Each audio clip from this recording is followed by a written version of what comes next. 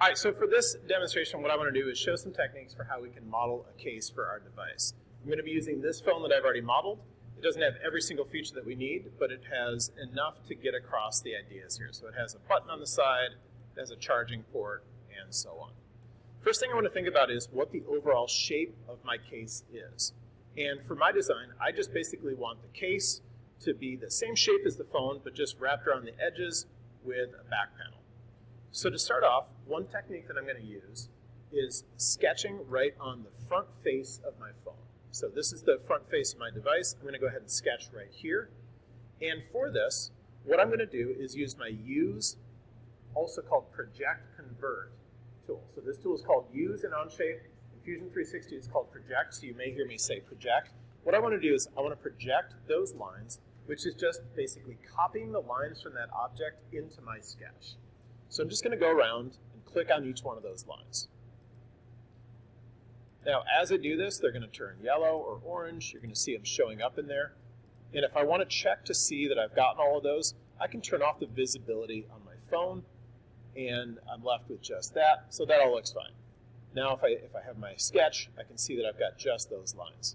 Cool. Let's keep editing that sketch, because this is going to become the basis of my new design. Now, what I would like to do is I would like to basically take those lines and leave a little bit of space between my phone and the case. We can't have that exactly the same size or the object will not fit in the opening. I have to leave a little bit of space or offset from that. So in order to do that, I'm actually going to get out of my sketch and we're going to introduce a new tool in Onshape, which is called a variable. So just like in math, in Onshape, a variable is just a symbol that stands in for a value. So up here, I'm going to search through my tools. I'm going to find my variables.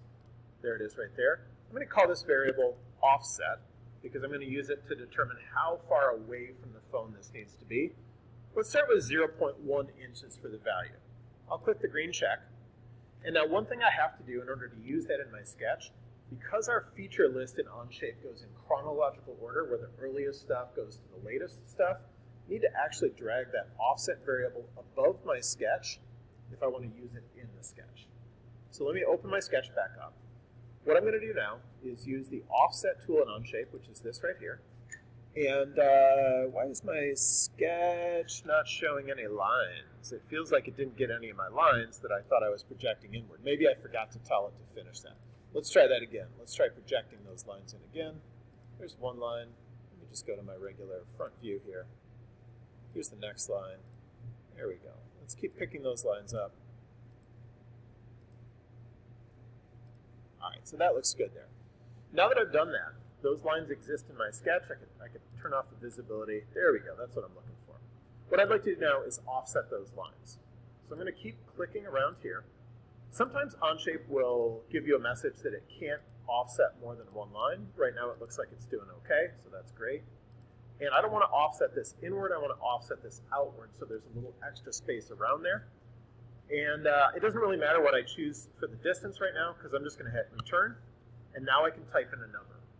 The difference is, instead of typing in a number here, what I'm going to do is type hashtag or pound sign. That's what a variable starts with in Onshape, and I'm going to type in offset. And it's going to change that to the value of that variable. Now the next thing I want to do, this line is going to basically be the inside wall of my case. I need to define where the outside wall of my case is going to be. So I'm actually going to use a variable for that as well. We'll hit the green check. I'm going to go in here and make another variable. I'm going to call this one wall thickness. And let's say 0.25 inches for the thickness of my wall. I'm going to drag that back up above the sketch again. So I have my two variables and then the sketch. So the sketch will know about both of those variables now. So now if I go into my sketch, I can offset again. This time I'm going to offset from the new lines that I already offset. Since that's my inside wall. And I'm going to drag this so it knows which direction. I'll hit return. And now I'm going to type in hashtag wall thickness. I can click the green check at this point, and what I've got is a set of lines that represent the inner and outer walls of my case. And now I'm going to go ahead and extrude. In order to extrude this, let me turn my iPhone visibility back on. I'm going to choose just this sketch right here. I'm going to tell it to go the other direction. And I'm going to show you one other little technique here with extruding. Instead of doing a blind extrude, which extrudes it out just to a certain depth, what I'm going to do instead is change this from blind to up to face.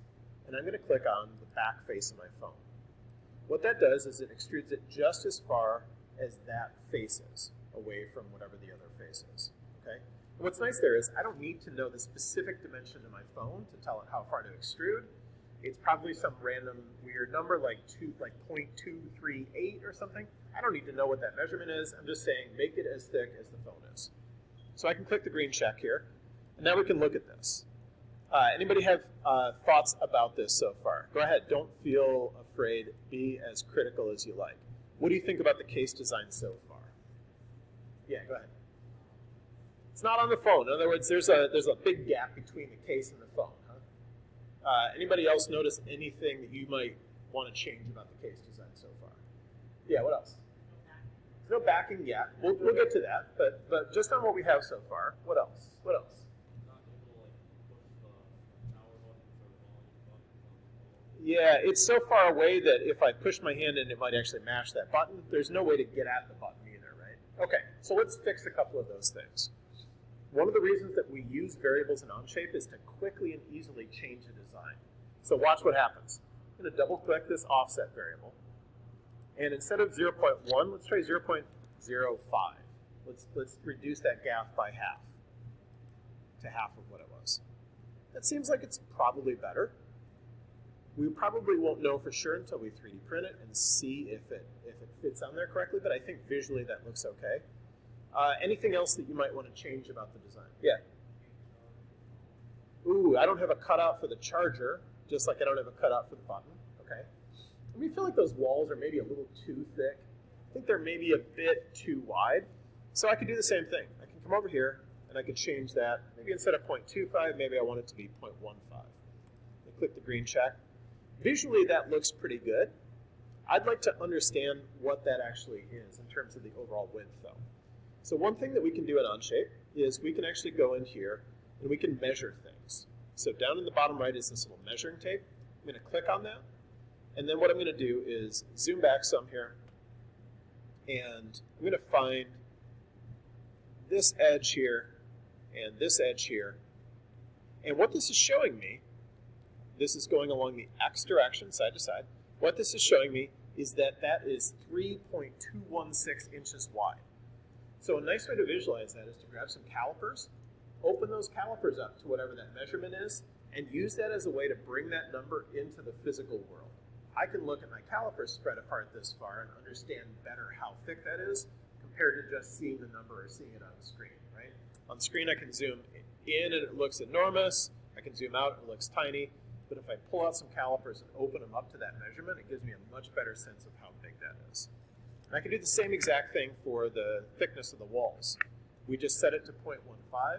If I take my calipers and I open it up to 0.15, I have a better sense of how wide that actually is just by looking at it there. Right? So it's a nice way to refer back to the actual real world when we're designing in CAD. So let's say so far that seems all good. I can get rid of the measure tool. And maybe the next thing I want to do, should I make a back panel or should I make the button cutout for the side? What do you think? Back panel? Okay, let's make the back panel next. So I'm going to flip the phone around here. Let's orbit around. Let's look at the back side of this here.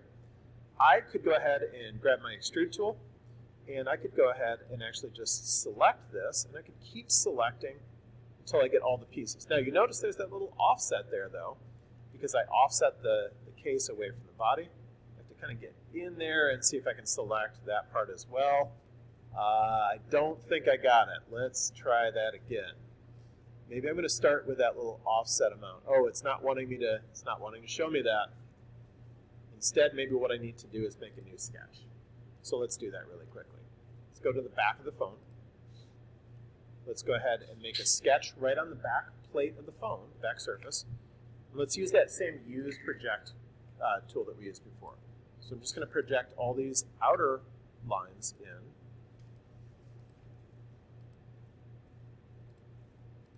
I think that looks pretty good. And now when I go to extrude, I can try and find that sketch, or I could just select it from my feature list in the side there. And it's going to know exactly what I want. Maybe I want to have this extrude out the same thickness as the walls of the phone, so I can use that same variable there as well. Everything looks good, except I don't have a cutout for my camera. So we're going to talk about how we can do cutouts. One thing real quick, when I extruded that, it went in as a new part. Maybe I want that to be a new part that's separate, maybe I don't. One thing that would be nice, though, is if these parts actually had better names. So let's right-click on that. Let's call this case side, and let's call this case back. So that seems okay. Let's talk about how we might do a cutout for that side button. So here's my side button. It's a little hard to see. What I can do to make this is use that project trick one more time. I'm going to make a sketch on the side panel right here. I'm going to go ahead and, let's see, I want to move around a little bit to my view over here. And now I need to project that in, but I can't see it. So here's another trick. I can actually go in and just turn off the visibility of the case side, even though I'm sketching on it, if I don't need to see that stuff. And I can just use my use project command another time. Grab these outer edges right here. That all looks good. And now I'm going to offset those some as well, so that there's enough space for that button. This offset is enormous, but I think I just want to use the same offset amount that I used before. So that looks pretty good there, I think. Let's go ahead and turn the visibility of the sides back on. Let me go ahead and extrude and remove that away. 1, 2, let's say remove, and let's use that exact same technique we learned a second ago. Let's say up to face. Let's go around. I'm going to turn off the visibility on the phone. Let's go ahead and select that inner face so that it goes all the way through. I think that looks pretty good. Let's put the phone back in. What do you think? Can we get to that button? It's a little tricky. I could put a little thing in here that allows it to push that button in, or what I could maybe do is maybe I could chamfer that to make it a little bit easier to get in there. That chamfer is going to have to be pretty small, but I think it'll allow my finger to get in there a bit better. I think that's probably okay. I think that gives enough space. Here's the question though. How can I know for sure? What are some things I could do to test if this will work, not just in Onshape, but with my actual phone? Yeah. Okay, so I could see on my actual phone how far out my button sticks and how far in it goes when I push it, and see if that works with some measurements. How will I know though if it actually is correct on my real physical phone? What if I were to just 3D print this? What if I were just to 3D print just this section? Well, hold on, just hold on a second. What if I just 3D printed this whole section right here? All right, let's do that. Let's think about what that would look like. I'm going to right-click on this and choose Export, and all this stuff looks fine. It's in STL, binary, millimeters. That's great. I can hit Export. And let me switch over to Cura, which I just happen to have open already. How about that? It's so crazy. Let me open up that new STL file I just exported, and let's go ahead and rotate this so that it's laying down flat.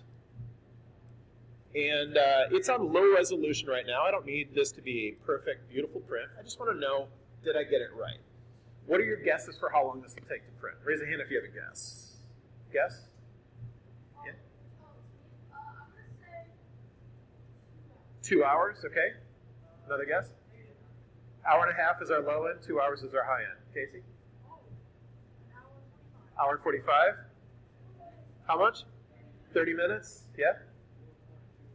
4.2 hours. Okay, so we have 30 minutes to 4.2 hours. All right. Let's hit slice and let's let Kira tell us.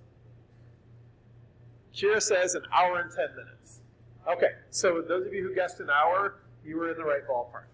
That feels like that's a little long to find out if I got that one measurement correct. I feel like there's a better way to do this. Let's figure out what that is. Let's take a look at this. So what I'm going to do is, the only thing I really need to know for this specific thing is, did I get this opening correct, and is this wall too thick to allow me to actually press the button in, right? So in Onshape, one thing that we can do is we can actually split a body up into smaller pieces. So the way that we can do that is by using our plane tool and another tool as well. So the plane tool is this one right here. We've used this a bunch. I'm going to make an offset plane off of this end. And I'm going to drag this up some. This is kind of like saying, this is where I want to split this thing between. I think that what I'd like to do is look around this thing. That looks okay right there. I'm going to make another plane here as well.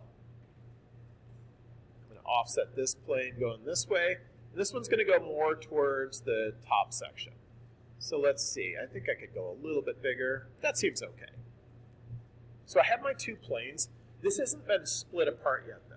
The planes are just there so that I can do this next step. And I actually have to do this twice. So I'm going to come up here to say split. It just wants to know what part are you going to split, and that's my main body, and what are you going to use to split it with. So for this one, I'm going to use that first plane. And you notice as soon as I do that, I've got two identical parts in terms of their name, but one's the bottom and one's the top. So I could print this whole section if I wanted to see if I got a few things right, like if I wanted to see if I got my button correct, and maybe the overall width of the thing, like to see if my phone would fit in there. This would probably be a 20 or 25 minute print, something like that. But I can slice this down further if I want to see just that one thing. I'll hit split again. I'm going to choose this whole body. And this time I'm going to choose this plane. And now I have 4 parts. So here's the part that I actually want. That's the only one I left visible. I'm going to right click and export this thing. We're going to call this slice, since that's just that little tiny slice. And now let's put that in Cura and see what the estimate is. So this was an hour and 10 minutes. Let's go ahead and grab just that little slice. Let's lay it down flat. No, that's not the right way. Let's lay it down flat. There we go. And let's estimate. What do we think? Estimate? Yep. 10 minutes? What else? 3 minutes? 4 minutes? 3 minutes is on our low end. 10 minutes is on our high end. 11 minutes? 12, okay, 3 minutes, somewhere between 3 minutes and 12 minutes? 12 and a half minutes. Cura only gives us down to the minute estimates. It doesn't give us percent. Yeah. Okay, all right, let's slice it and let's see. 5 minutes. Yeah, 5 minutes. Okay, do you feel like you could wait 5 minutes to figure out if you had made this mistake or if you'd gotten this measure correct? Yeah, that feels pretty reasonable to say I'm going to spend 5 minutes on the printer checking to see if I got this correct. So the faster we're able to iterate on this stuff to figure out if the decisions that we make are correct or if we need to modify it, it seems like it actually takes more time, but it will actually take less time in the long run than if you model the entire thing and then have to go back and try and fix a bunch of stuff, right? The earlier you start checking your design decisions, the faster you're able to move and the more confidence you're able to move with, okay? So that's basically where we're going to wrap up.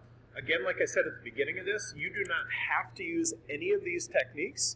You could use all of them, you could use none of them, but hopefully you found something in here useful as you're starting to think about your case design.